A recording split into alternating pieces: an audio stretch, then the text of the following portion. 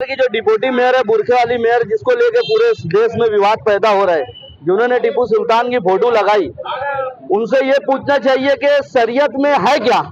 Photo लगाना शरीयत में जायज नहीं है, तो उन्होंने किस वजह से फोटो लगाई? फोटो लगाना चाहिए थी तो अबुल कलाम आजाद की फोटो लगाना चाहिए, मौलाना अबुल कलाम आजाद की, एपीजे अब्दुल कलाम की, शहीद अब्दुल हमीद की फोटो लगाना चाहिए, बाबा साहब अम्बेडकर की फोटो लगाना चाहिए, शिवाजी महाराज की फोटो लगाना चाहिए।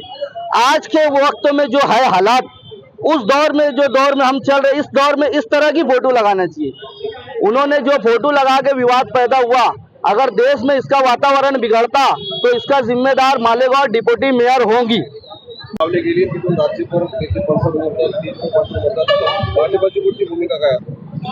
भारतीय जनता पार्टीची भूमिका हीच राहणार आहे की केंद्रामध्ये या ठिकाणी नरेंद्र मोदींचं सरकार आहे, राज्यामध्ये देवेंद्रजींचं सरकार आहे। मोदीजींच्या आणि या ठिकाणी देवेंद्रजींच्या नेतृत्वामध्ये सबका साथ सबका विकास सबका विश्वास अशा पद्धतीचं या ठिकाणी विकासाचं राजकारण चालू आहे। आणि जर कधी जातीय तेढ निर्माण करण्याचा कोणी प्रयत्न करत असेल तर अशांना मात्र आम्ही थारा देणार नाही।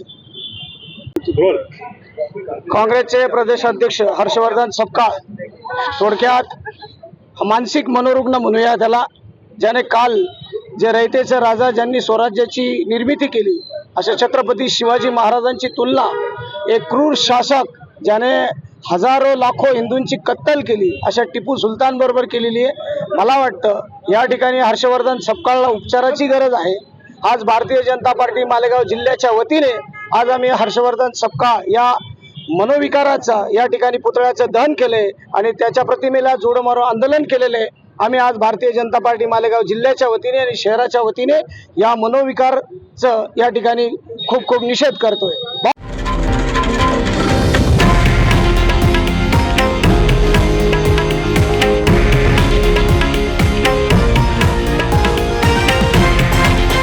हे आहे देशातील नंबर 1 न्यूज नेटवर्क आणि आपण पाहत आहात TV9 मराठी, एकमेव।